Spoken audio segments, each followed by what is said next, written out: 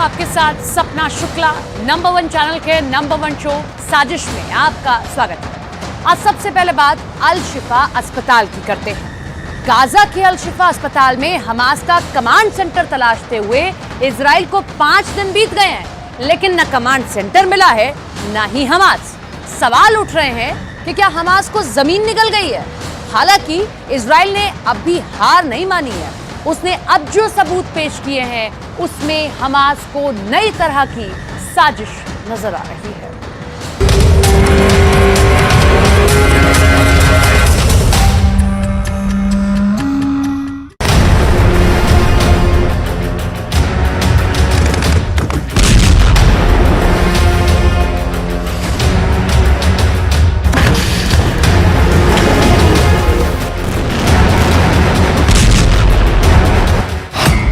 100 घंटे से जारी है इजरायली सेना का ऑपरेशन अल शिफा।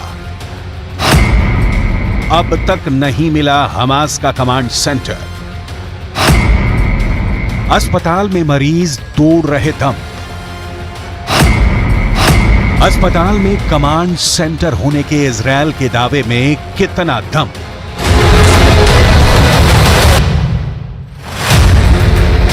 अल शिफा अस्पताल के हमास का कमांड सेंटर होने के इजरायल की सेना ने कुछ सबूत दिए, जैसे एमआरआई मशीनों के पीछे से मिले हथियार, कुछ वर्दी, कुछ गोले और एक सुरंग वाली तस्वीर भी है। लेकिन कमांड सेंटर जैसी कोई बात इन तस्वीरों में नहीं दिखती। सवाल है, इजरायल की खुफिया एजेंसी मोसाद क्या फिर फेल हो गई? हमास का कमांड सेंटर अस्पताल में कहां है? क्यों इजरायल की सेना अब तक पता लगाने में नाकाम है?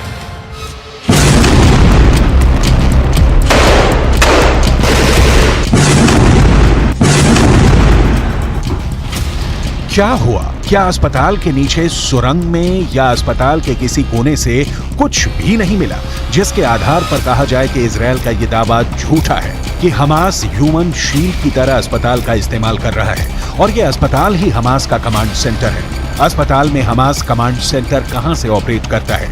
इजरायल की सेना ने इसका एक वीडियो भी जारी किया था। बिल्कुल कंफर्म मानकर अल शिफा अस्पताल में 1000 से ज्यादा इजरायल डिफेंस फोर्स यानी आईडीएफ के कमांडो घुस गए कि अस्पताल में हमास का कमांड सेंटर है। अस्पताल कैंपस में टैंक तक उतार दिया। अस्पताल को चारों ओर से इजरायल की फौज ने घेर लिया। अस्पताल के डॉक्टरों ने कहा कि इजरायल ने सर्किल ऑफ डेथ खड़ा कर दिया।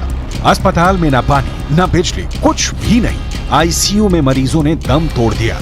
गाजा की हेल्थ मिनिस्ट्री के मुताबिक अस्पताल के आईसीयू में मौजूद सभी मरीजों को खो चुके हैं। अस्पताल में सुविधाओं और खासकर फ्यूल की कमी की वजह से मरीजों का इलाज नहीं हो पा रहा है।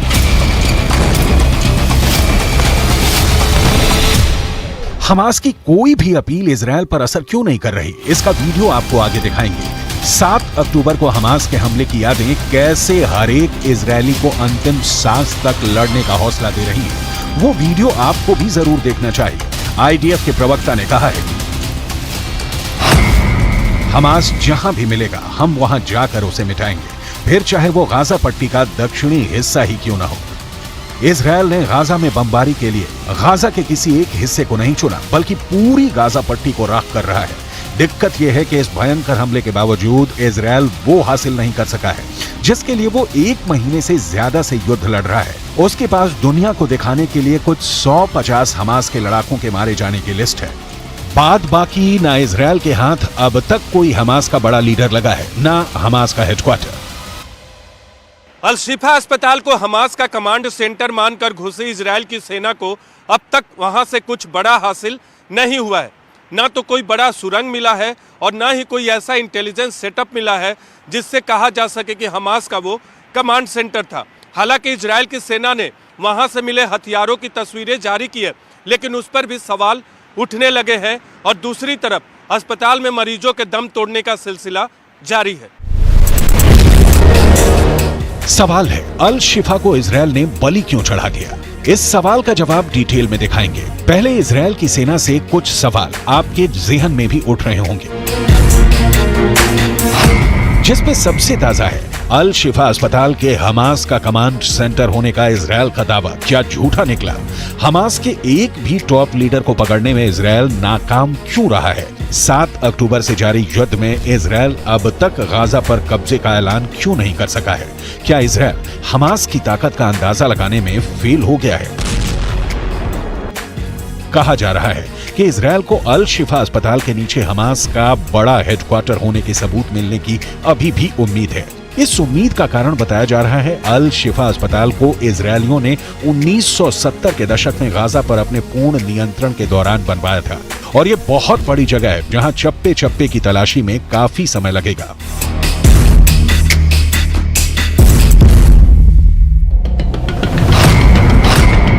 इजरायली आर्किटेक्टों ने अल शिफा को डिजाइन किया था। उन्होंने इसमें काफी बेसमेंट शामिल किए थे। इजरायल को इस अस्पताल के कोने कोने की जानकारी है। पश्चिमी मीडिया में खबरें छप रही हैं कि यह भी संभव है कि इजरायल डिफेंस फोर्स को अस्पताल में कुछ ऐसा मिला हो जिसे सैन्य या सुरक्षा के लिहाज से बताने से वो परहेज कर रहे हो। लेकिन सवाल तो बनता है कि जब चप्पे चप्पे से वाकिफ हैं, तो इजरायल को ऑपरेशन कंप्लीट करने में इतना वक्त क्यों लग रहा है? ये सवाल इसलिए क्योंकि 7 अक्टूबर के हमास के हमले का पता लगा पाने में भी इजरायल की खुफिया एजेंसी मोसाद फेल हुई। नतीजा, पूरा इजरायल रोया।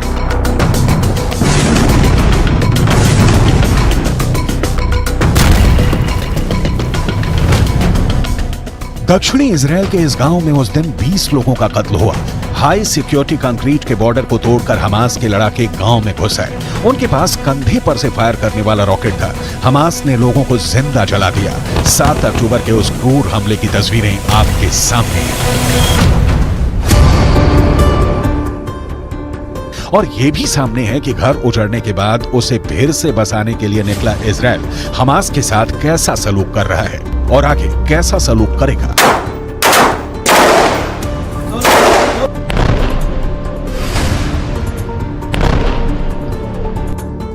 Obviously, there was no escape from this house, and the Jacobi and Villa got burned here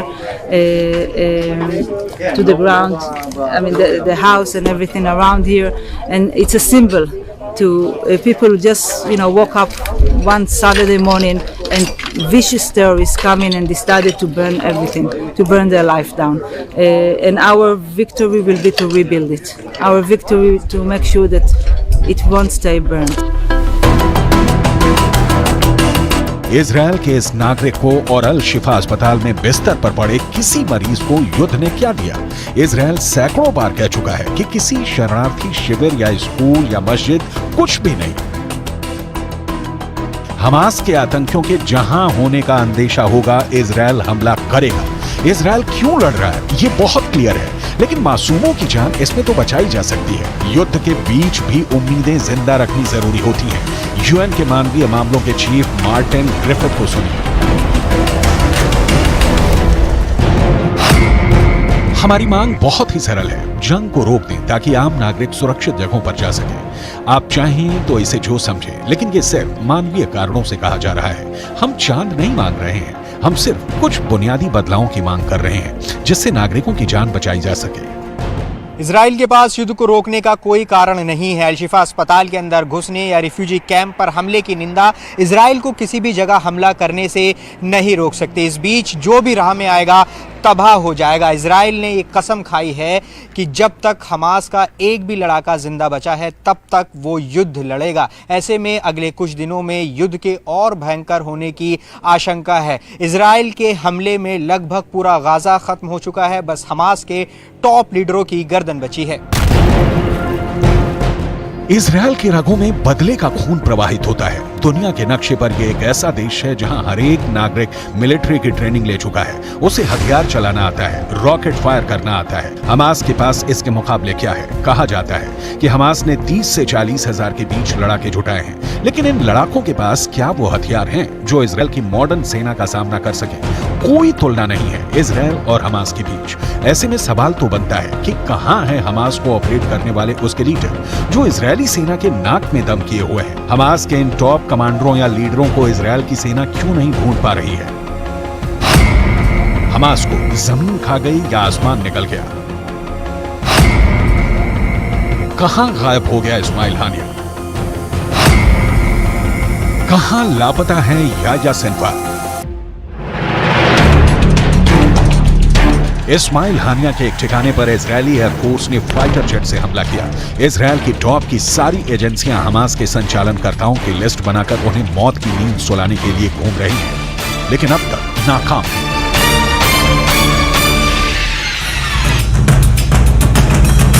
इस बीच गाजा की गलियों में तबाही की तस्वीरें बता रही हैं कि मरने वालों की तादाद 11,000 से ज्यादा जा चुकी है।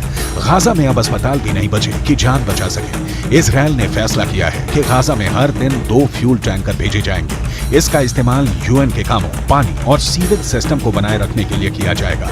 लेकिन जहां तक अस्पताल या स्कूल या मस्जिद पर हमले नहीं होंगे तो इजरायल नहीं रुकने वाला है।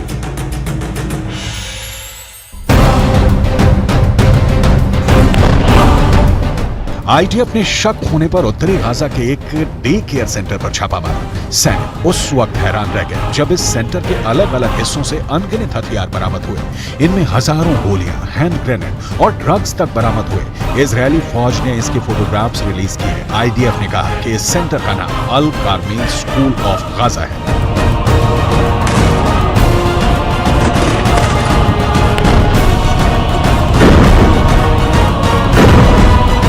इजरायल के खिलाफ जंग की तैयारी हमास ने कोई एक दिन में नहीं किया है।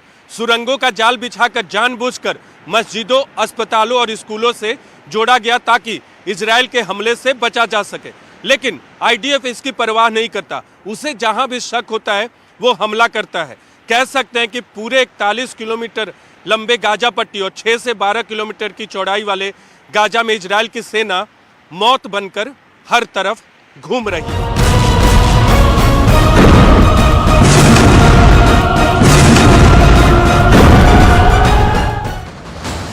इस वक्त गाजा के लोगों को अब किसी पर यकीन नहीं रहा है।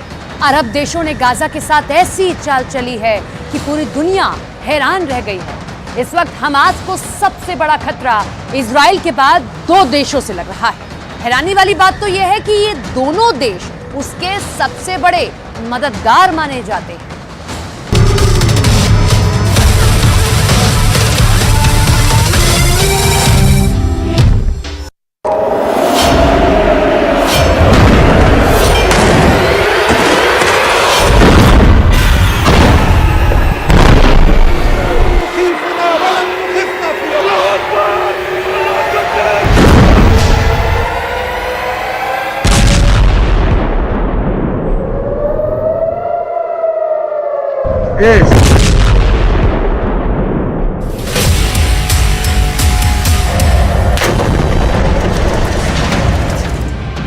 गाजा में 13,000 से ज्यादा लोगों की मौत हो चुकी है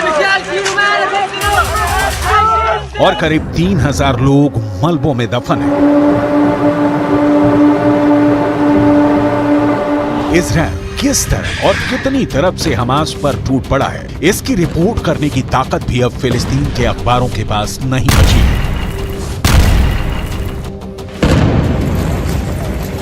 गाजा पट्टी के अंदर 40 से ज्यादा पत्रकार मारे जा चुके हैं और इजरायल फिलिस्तीन के अखबारों के पूरे नेटवर्क को ही तोड़ दे रहा है। इसीलिए अब गाजा पट्टी से वही खबरें सामने आ रही हैं जो इजरायल चाहता है।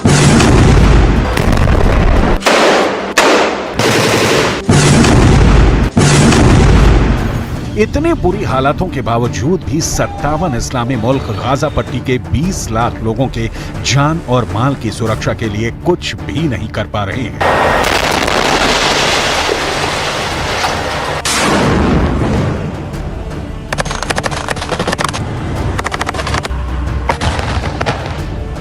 फिलहाल जो रिपोर्ट आ रही है उससे ये साफ लग रहा है कि उत्तर गाजा में भारी कोहराम मचाने के बाद अब इजरायल अपना पूरा फोकस दक्षिणी गाजा पर कर रहा है।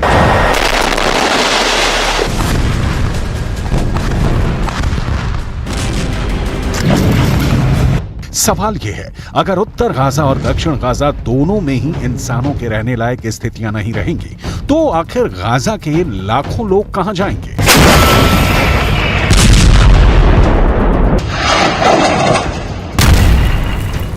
ऐसे खतरनाक हालातों में अगर 57 इस्लामिक देश एक साथ खड़े होते तो निश्चित तौर पर इजरायल पर दबाव बनाना बहुत आसान हो जाता, लेकिन आज स्थिति बिल्कुल अलग है।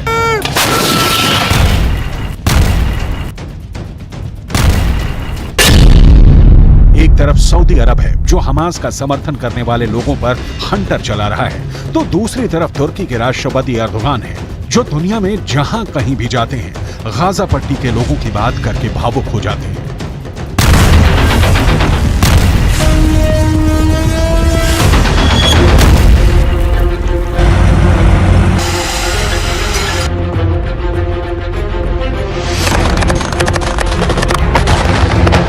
तुर्की के राष्ट्रपति एर्दोगान ने जर्मनी की राजधानी बर्लिन का दौरा किया है और जर्मनी के चांसलर ओलाफ स्कॉल्स के साथ उनकी द्विपक्षीय वार्ता हुई। लेकिन इस पूरी वार्ता के दौरान आर्थिक मुद्दे पूरी तरह से किनारे नजर आए और दूसरे सभी मुद्दे गाजा पट्टी के तनाव के सामने छोटे पड़ गए। आखिर कैसे? तुर्की के राष्ट्रपति एर्दोगान हमास के पक्ष में पूरी इस्लामी दुनिया को एक करने के लिए बेचैन हुए जा रहे हैं। ये पूरी हकीकत आपको विस्तार से आगे बताएंगे, लेकिन सबसे पहले बात करेंगे सऊदी अरब की, जहां एक ऐसी घटना हुई है जिस पर यकीन करना नामुमकिन नजर आता है। एक ब्रिटिश एक्टर और प्रेजेंटर इस्लाह अब्दुल रहमान फिलिस्तीन के लोगों के लिए सहानुभूति व्यक्त कर रहे थे, लेकिन उन्हें सहानुभूति व्यक्त करने से भी रोका गया और सऊदी अरब की पुलिस ने उन्हें हिरासत में भी ले लिया।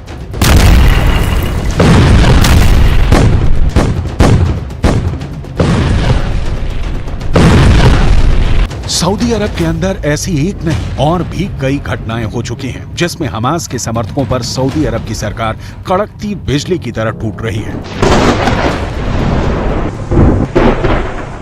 इस घटना ने पूरी इस्लामी दुनिया में एक हड़कंप सा मचा दिया है।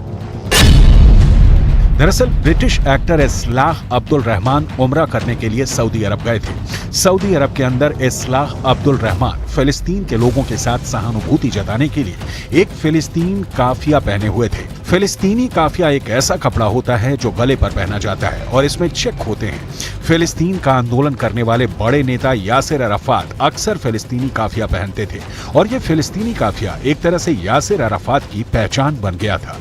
अब्दुल रहमान ने एक ऐसा ही फिलिस्तीनी काफिया सऊदी अरब के अंदर भी पहना हुआ था और इसीलिए सऊदी अरब की पुलिस ने उन्हें हिरासत में लिया और घंटों तक पूछताछ।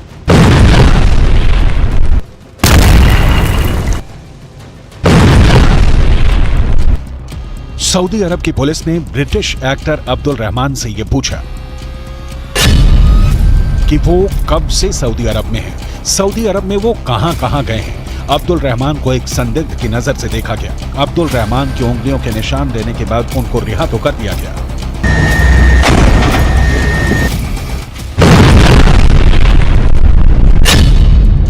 लेकिन उसके बाद वो बहुत ज्यादा भयभीत हो गए। उन्होंने मिडिल ईस्ट के एक न्यूज़पेपर से बात करते हुए कहा कि वो फिलिस्तीन के साथ सहानुभूति दिखाना चाहते थे, लेकिन उन्हें ये करने नहीं दिया गया। इसी तरह सऊदी अरब के अंदर गाजा के लिए प्रार्थना करने वाले एक अल्जीरियाई मूल के शख्स और बांग्लादेशी मूल के एक ब्रिटिश नागरिक को भी गिरफ्तार किया गया। बात एकदम साफ है कि सऊदी अरब का सऊदी राजवंश ये नहीं चाहता कि उसकी धरती पर किसी भी तरह का विरोध प्रदर्शन की संस्कृति का जन्म हो। सऊदी राजवंश को ये बात बहुत अच्छी तरीके से पता है कि जो लोग आज फिलिस्तीन के समर्थन में सड़कों पर उतरेंगे, कल उसकी ही सरकार के खिलाफ ये लोग विरोध प्रदर्शन कर सकते हैं। इसीलिए सऊदी राजवंश प्रोटेस्ट के कल्चर को ही पूरी तरह से ख़त्म करना चाहता है। यही उसका एक टारगेट है।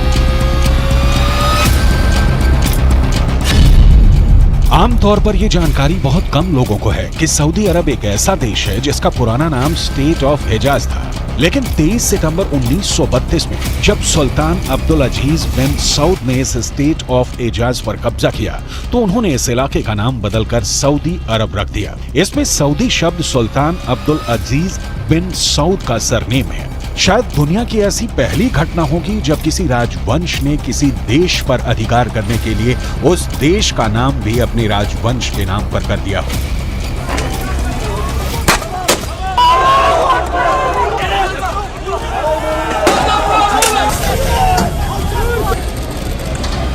एक तरफ सऊदी अरब हमास के समर्थकों पर हंटर चला रहा है, उन्हें गिरफ्तार कर रहा है और उनको ये नसीहत दे रहा है कि किसी भी तरह का प्रदर्शन स्वीकार नहीं किया जाएगा, जबकि दूसरी तरफ तुर्की के राष्ट्रपति एर्दोगान पिछले 1 महीने से लगातार आंसू बहा रहे हैं। Çünkü insana saygımız bizim तुर्की के राष्ट्रपति एर्दोआन ने बर्लिन का दौरा किया और इस दौरान उनकी द्विपक्षीय वार्ता जर्मनी के चांसलर ओलाफ स्कोल्ज के साथ हुई है।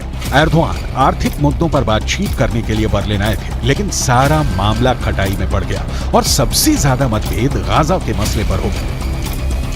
जर्मनी को तुर्की के राष्ट्रपति एर्दोआन की वो बात सबसे ज्यादा नागवार गुजरी जिसमें एर्दोआन ने जर्मनी के इजराइल को किए जा रहे समर्थन को लेकर एक ऐतिहासिक तंज कसा। तुर्की के राष्ट्रपति एर्दोआन ने कहा कि जर्मनी इस अपराध बोध से ग्रस्त होकर के इजराइल का समर्थन करने के लिए मजबूर है कि दूसरे विश्व युद्ध में यहूदियों का जो नरसंहार हुआ उसमें जर्मनी के तानाशाह हिटलर की एक बहुत बड़ी भूमिका थी। यही बात किस तरह तुर्की के राष्ट्रपति ने संकेत में कही, जरा सुनिए। Eğer burada elimiz, kolumuz, dilimiz bağlı kalırsak bunun tarihe hesabını veremeyiz. Onun için bir borçluluk psikolojisi içerisinde İsrail-Filistin savaşını değerlendirmemek gerekir. Bakın ben rahat konuşuyorum. Çünkü bizim İsrail'e borcumuz yok. Borçlu olsak bu kadar rahat konuşamayız. Ama borçlu olanlar rahat konuşamıyorlar. बयान से बिल्कुल साफ है कि तुर्की के राष्ट्रपति ने कहा कि उनके ऊपर कोई कर्जा नहीं है कि वो इजराइल का समर्थन करने को मजबूर हैं, जबकि इजराइल के तानाशाह ने यहूदियों का नरसंहार। नोट करने वाली बात यह है कि जर्मनी ने अब तक इजराइल को काफी ज्यादा सपोर्ट दिया है। सबसे बड़ी बात यह है कि जैसे ही 7 अक्टूबर को हमास ने इजराइल के खिलाफ हमला शुरू किया, उसके बाद ही जर्मनी के चांसलर ने इजराइल की राजधानी तेल अवीव का दौरा किया और उन्होंने नेतन्याहू से मुलाकात करके इजराइल को हर तरह से मदद का आश्वासन दिया। इतना ही नहीं, जर्मनी हथियारों के तौर पर भी इजराइल की मदद करता रहा है और यही बात तुर्की के राष्ट्रपति एर्दोआन को बहुत ज्यादा परेशान कर रही है और यही वजह है कि उन्होंने जर्मनी के चांसलर के सामने उनकी मौजूदगी में गाजा के मुद्दे को बहुत बड़े पैमाने पर उठाया। Fazlasıyla İsrail'in elinde rehine var. Ve yılların rehineleri, tutsakları İsrail'in elinde. Bunu da görmemiz lazım. Bunu görmezsek bu da haksızlık olur. दूसरे विश्व युद्ध के दौरान जर्मनी के तानाशाह एडोल्फ हिटलर ने यहूदियों का नरसंहार करने के लिए बाकायदा संस्थाएं बनाई थी और इन संस्थानों में पूरे यूरोप के अंदर करीब 60 लाख यहूदियों को मार दिया गया था। एडोल्फ हिटलर एक समाजवादी राष्ट्रवाद की राजनीतिक विचारधारा के अनुयायी थे और हिटलर ने जो कुछ भी किया उसके बाद जर्मनी के अंदर कभी भी कट्टर राष्ट्रवादी पार्टी उभर ही नहीं सकी। लेकिन अब तुर्की के राष्ट्रपति एर्दोआन साफ तौर पर यह कहना चाहते हैं कि अगर हमास ने जो किया वो गलत है, तो अब गाजा के अंदर जो इजराइल कर रहा है उसकी भी निंदा होनी चाहिए।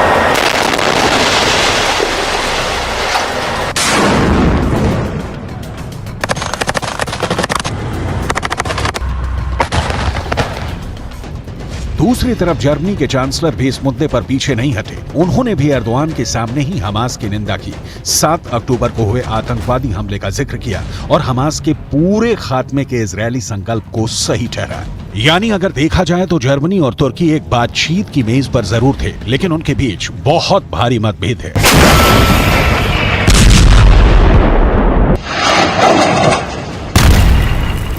Ich will das noch einmal unterstreichen. Für uns jedenfalls bleibt es dabei, dass es jetzt notwendig ist, auch für eine langfristige, friedvolle Perspektive, dass die Hamas nicht mehr in der Lage sein kann, diese Aggressionshandlung vorzunehmen, wie wir sie am 7. Oktober gesehen haben. Wir sind, wie Sie merken, in guten Gesprächen miteinander, trotz unterschiedlicher Meinung. एक बात तो साफ है कि Gaza पट्टी और West Bank समेत पूरा फिलिस्तीन अकेले पड़ गया है और उनकी सुनने वाला या उनके जख्मों पर मरहम लगाने वाला कोई नहीं है। तुर्की हो, मिस्र हो, ईरान हो या जॉर्डन हो, वो जुबानी खर्च तो कर सकते हैं, लेकिन इजराइल के खिलाफ एक्शन लेने की हिम्मत अब तक किसी ने नहीं जुटाई है। रियाद के अंदर सऊदी अरब की अगुवाई में इस्लामिक देश का एक सम्मेलन हुआ था, जिसमें गाजा पट्टी के मुद्दे को प्रमुखता से उठाया गया, लेकिन इस पूरी बैठक के बाद भी घोषणा पत्र जारी नहीं हो पाया। यानी ये साबित हो गया कि इस्लामी देशों में गाजा पर कोई सहमति नहीं बन पाई है। अब ऐसे में इजराइल के पास पूरी ताकत है और उस ताकत का इस्तेमाल हमास के लड़ाकों पर क्रूरता पूर्वक किया जा रहा है।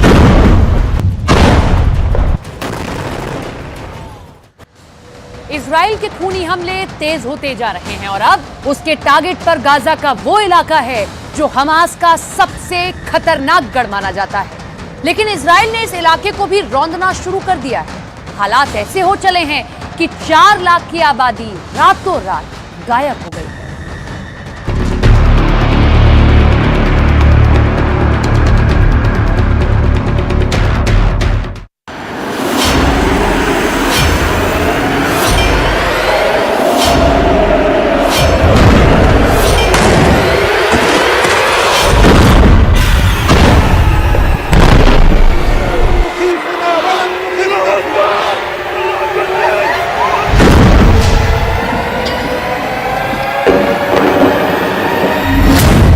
खान यूनिस पर खूनी हवाई हमले।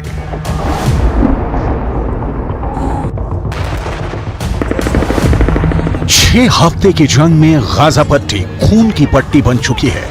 इजराइल की प्रचंड बमबारी और जमीनी हमले में उत्तरी गाजा की 90% आबादी दक्षिणी गाजा की तरफ भाग चुकी है।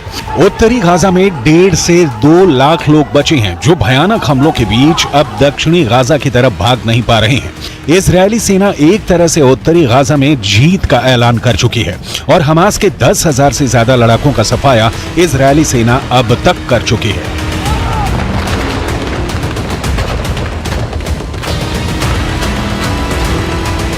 लेकिन अब प्रधानमंत्री नेतन्याहू के नेतृत्व में बनी युद्ध सरकार के आदेश पर इजरायली सेना दक्षिणी गाजा में जबरदस्त मिसाइल और हवाई हमले कर रही है। इजरायली सेना का दावा है हमास के बहुत से लड़ाके और कमांडर फिलिस्तीनियों के साथ भागकर दक्षिणी गाजा में घुस गए। खास तौर से दक्षिणी गाजा में खान यूनिस शहर में सबसे ज्यादा हमास के लड़ाके और कमांडर मौजूद हैं। यही वजह है कि अब इजरायली सेना जमीन से मिली खुफिया जानकारी के आधार पर दक्षिणी गाजा के खान यूनिस शहर पर हमला कर रही है।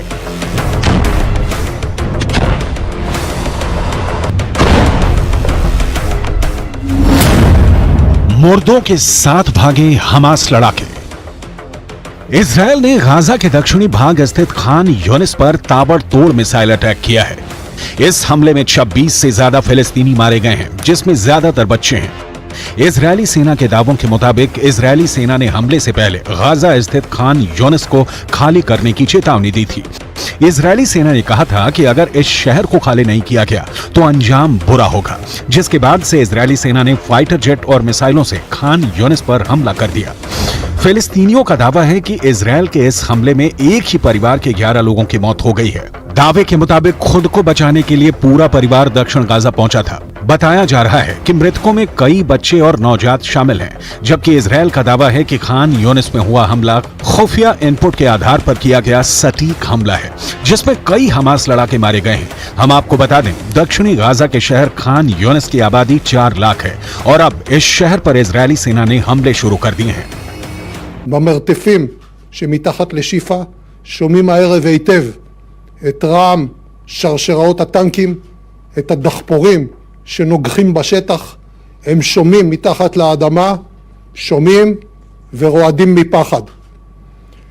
צה"ל החל להשתמש גם בשיטות חדשות בימים אלה לטיפול במי שנמצא במנהרות וגם לחיסול של מנהרות. זה ילך וישתפר בימים הקרובים. כל כוחותינו עובדים על מנת למצוא פתרון. कब्र में छिप गए हमास के कमांडर। दक्षिण से उत्तरी गाजा की तरफ 9 से 10 लाख लोग भाग चुके हैं। इजरायली सेना का दावा है कि अब तक 70 के करीब हमास लड़ाके मारे जा चुके हैं। दक्षिणी गाजा में इजरायली खुफिया एजेंसियों को खबर मिली है कि उत्तरी गाजा से हजारों हमास लड़ाके फिलिस्तीनियों के वेश में भाग गए हैं। खबर तो यहां तक आ रही है कि एम्बुलेंस में रखे जनाजों के बीच हमास लड़ाके उत्तरी गाजा से दक्षिणी गाजा की तरफ भागे हैं। कुछ ऐसी भी खबरें हैं कि हमास के कुछ कमांडर और लड़ाकों ने कब्रिस्तान में पनाह ले रखी है। इजरायली हमलों से बचने के लिए हमास के लड़ाके कब्रिस्तान में मुर्दों के साथ कब्र में लेटे हुए हैं। इधर आईडीएफ ने दावा किया है कि जब तक गाजा पट्टी से पूरी तरह से हमास के लड़ाकों का सफाया नहीं हो जाता है, तब तक हमास पर हमले होते रहेंगे।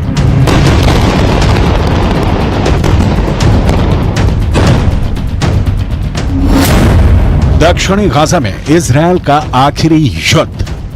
मिडल ईस्ट और पश्चिम मीडिया की तरफ से जारी जो वीडियो सामने आ रहे हैं वो गाजा के लिए साक्षात नरक साबित हो रहे हैं। 12,000 से ज्यादा लोग गाजा में मारे जा चुके हैं। वेस्ट बैंक में हमास के कई कमांडर मारे जा चुके हैं। 50% से ज्यादा गाजा तबाह हो चुका है। 35,000 से ज्यादा इमारतें गाजा पट्टी में तबाह हो चुकी हैं। उत्तरी गाजा से 80% से ज्यादा लोग दक्षिणी गाजा की तरफ भाग रहे हैं और अभी भी भागने का सिलसिला रुका नहीं है। उत्तरी गाजा के बाद दक्षिणी गाजा में इजरायली हमले पूरी तैयारी के साथ शुरू हुए हैं।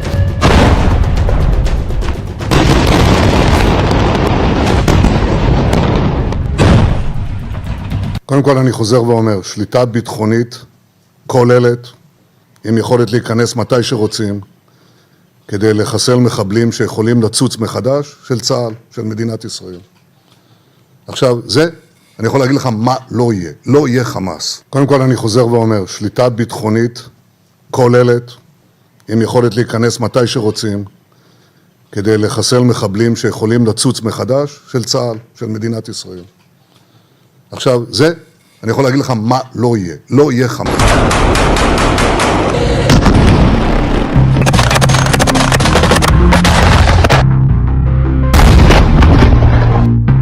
हमास के लड़ाकों के बीच इजरायल के कुछ ऐसे एजेंट हैं जो हमास के कमांडर और लड़ाकों के हर हमले और हरकत की खुफिया जानकारी इजरायल की खुफिया एजेंसी और सेना को दे रहे हैं। जैसे ही सुरंग में छिपे हमास के लड़ाके और कमांडरों की जानकारी का सिग्नल हमास के बीच छिपे एजेंट इजरायली सेना को देते हैं, उसके बाद इजरायल तेजी से अपने हवाई और जमीनी कमांडरों को टारगेट की लोकेशन की जानकारी देता है, जिसके बाद सुरंग में मौजूद इजरायल के एजेंट एक सुरक्षित दूरी पर चले जाते हैं, जबकि हमास के कमांडर और बाकी लड़ाके इजरायल के हवाई और जमीनी हमले में बुरी तरह से मारे जा रहे हैं। एक अनुमान के मुताबिक हमास के 5,000 से ज्यादा लड़ाकों को इसी तरह से खुफिया इनपुट के आधार पर इजरायली सेना ने मार गिराया है। यहां तक कि 65 से ज्यादा हमास कमांडर इसी तरीके से इजरायल ने मार डाले हैं।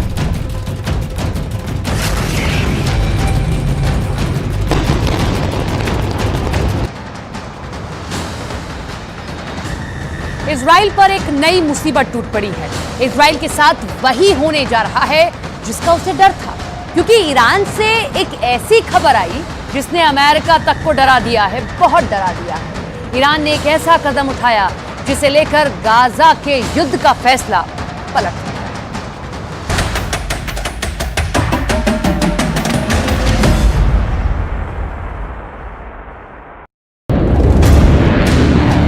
ईरान का बम फटेगा तो इजरायल ऐसे काउंटर करेगा।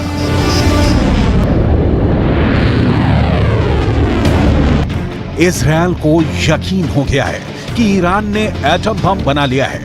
अब उसके पास खुद को बचाने के लिए यही मिसाइल डिफेंस सिस्टम है।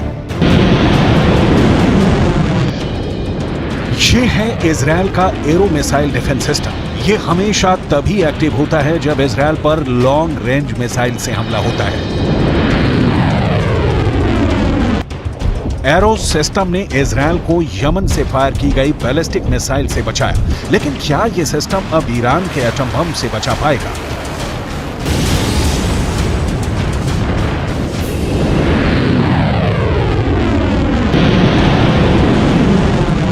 क्योंकि ईरान को लेकर खबर बहुत खतरनाक है और इसका सबसे बड़ा खतरा इजरायल को सता रहा है। पूरे इजरायल में परमाणु बम का सायरन बजने लगा है, चाहे वो राजधानी तेल अवीव हो या फिर हाइफा या फिर कोई और इजरायली शहर। इस वक्त हमास के रॉकेट से ज्यादा खौफ ईरान की मिसाइल का है।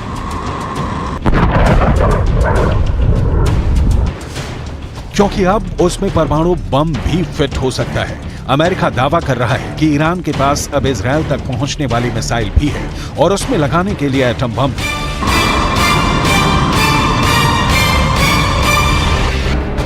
ईरान के परमाणु ठिकानों को लेकर IAEA यानी अंतर्राष्ट्रीय परमाणु ऊर्जा एजेंसी की एक बहुत ही सीक्रेट रिपोर्ट ने इजरायल और अमेरिका को बहुत ज्यादा डरा दिया है। IAEA की सीक्रेट रिपोर्ट में दावा किया गया है कि ईरान ने 60% तक संवर्धित यूरेनियम इकट्ठा कर लिया है। अब कहा जा रहा है कि बहुत जल्दी ईरान इससे 3 एटम बम बना सकता है। ईरान का यूरेनियम का स्टॉक 6 किलो 700 ग्राम से बढ़कर 128 किलो तक पहुंच गया है। एक परमाणु बम बनाने के लिए यूरेनियम का 90% तक संवर्धन करना जरूरी है और दावा किया जा रहा है कि ईरान ने 60% तक संवर्धन कर लिया है। हालांकि 90% तक संवर्धन करने और बम बनाने में उसे कई महीने लग सकते हैं। यानी ईरान अब परमाणु बम बनाने के बहुत करीब है। ऐसे दावे इजरायल और अमेरिका लगातार करते रहे हैं। इजरायल ने हमेशा कहा है कि वो ईरान को परमाणु बम नहीं बनाने देगा। अमेरिका भी ईरान के परमाणु कार्यक्रम को लेकर इजरायल की हां में हां मिलाता आया है। इस वक्त पूरा पश्चिम एशिया बहुत बड़े युद्ध के बीच सुलग रहा है। ईरान से लेकर इजरायल और तुर्की से लेकर सऊदी अरब, गाजा पट्टी में हो रही बमबारी ने पूरे अरब वर्ल्ड को बारूद के ढेर पर बैठा दिया है।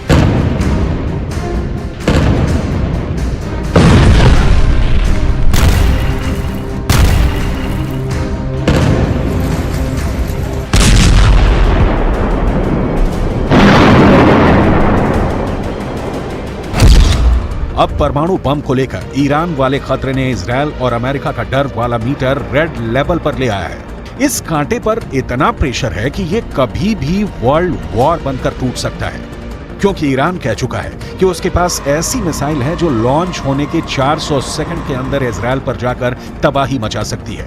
ईरान अब हाइपरसोनिक मिसाइल तैयार कर चुका है। उसकी बैलिस्टिक मिसाइल को इजरायल आयरन डोम से नहीं गिरा सकता और ईरान का दावा है कि इजरायल हो या फिर अमेरिका का मिसाइल डिफेंस सिस्टम, उसकी मिसाइल के खिलाफ कोई दीवार काम नहीं करेगी। इस वक्त ईरान के परमाणु कार्यक्रम को लेकर जो खबरें हैं, उसे लेकर सबसे सीक्रेट परमाणु अड्डे पर सबकी नजरें हैं।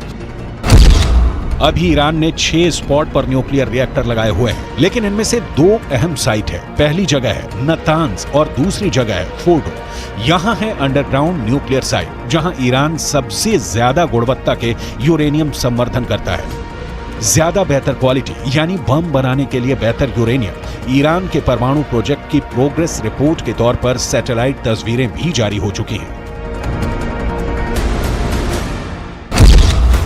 ये नतांज न्यूक्लियर साइट की 2002 की तस्वीर है। 2002 से 2020 तक इस साइट का ईरान ने बहुत विस्तार किया है। वहीं फोर्डो वाले न्यूक्लियर साइट की पहली सैटेलाइट तस्वीर 2009 में सामने आई थी। यहाँ भी 2002 से 2020 तक ईरान ने काफी काम आगे बढ़ाया है। दावा किया जाता है कि ईरान सबसे अधिक यहीं यूरेनियम संवर्धित कर रहा है। ईरान के पास अभी एटम बम नहीं है, ये बात तो पुख्ता तौर पर अमेरिका भी मानता है, लेकिन इजरायल के पास एटम बम है, इससे कोई इनकार नहीं करता। दावे के मुताबिक आज की तारीख में इजरायल के शांत रेगिस्तान में नेगेव परमाणु रिसर्च सेंटर है, जहां ताकतवर हथियार बनाने का काम किया जाता है। Stockholm International Peace Research Institute के मुताबिक इजरायल के पास करीब 90 परमाणु बम है, जो पूरे पश्चिम एशिया को पिघली हुई रेत में तब्दील कर सकते हैं।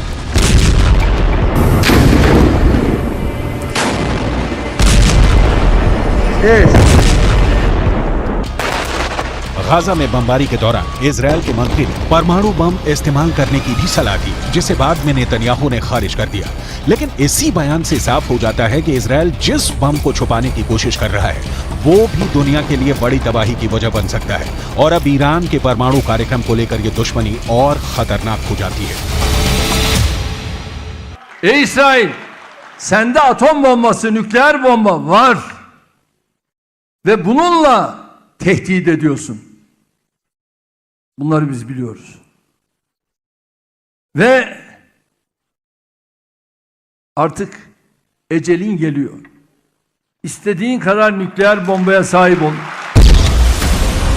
इजरायल और ईरान एक दूसरे के सबसे बड़े दुश्मन हैं। दोनों ही एक दूसरे को मिटाने की धमकियां देते हैं। Any threat to use nuclear weapons is inadmissible. This further illustrates the urgency and imperative to achieve the objective of a Middle East zone free of nuclear weapons and other weapons of mass destruction. Israel को लेकर Iran बहुत आक्रामक रहा है और उसे नक्शे से मिटाने की बात भी करता रहा है। यही हाल इजरायल का है, जिसके नेताओं ने भी परमाणु धमकियां देनी शुरू कर दी हैं। गाजा में युद्ध के बीच अब वर्ल्ड वॉर का खतरा लगातार बना हुआ है, जिसमें इजरायल और ईरान 2 बड़े कैंप बनकर उभर सकते हैं। वैसे रूस और यूक्रेन के युद्ध की वजह से ईरान की ताकत का डंका पूरी दुनिया में पहले ही बज चुका है। ईरान के ड्रोन पूरी दुनिया में मशहूर हो चुके हैं और अब उसकी मिसाइल टेक्नोलॉजी को भी ईरान और इजरायल अपने लिए बहुत बड़ा खतरा मानते हैं।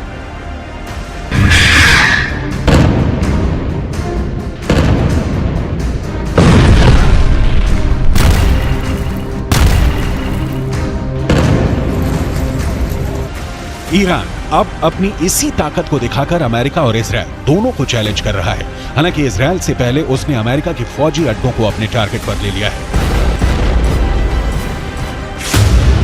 ईरान के आसपास अमेरिकी सेना के कई मिलिट्री बेस हैं और इनमें कुल 40,000 से ज्यादा अमेरिकी सैनिक तैनात हैं। इसमें कुवैत में 10 सैन्य अड्डे हैं और यहाँ अमेरिका के 13,000 से ज्यादा सैनिक हैं। बहरीन में अमेरिका ने 12 अड्डे बनाए हैं और यहाँ उसके 3,700 से ज्यादा फौजी तैनात हैं। सऊदी अरब में अमेरिका के 10 मिलिट्री बेस हैं, यहाँ 3,000 अमेरिकी सैनिक तैनात हैं। ओमान में अमेरिका के 6 अड्डे हैं, यहाँ उसके 600 सैनिक तैनात हैं। संयुक्त अरब अमीरात में अमेरिका के 3 अड्डे हैं और यहाँ उसके 5,000 सैनिक तैनात हैं।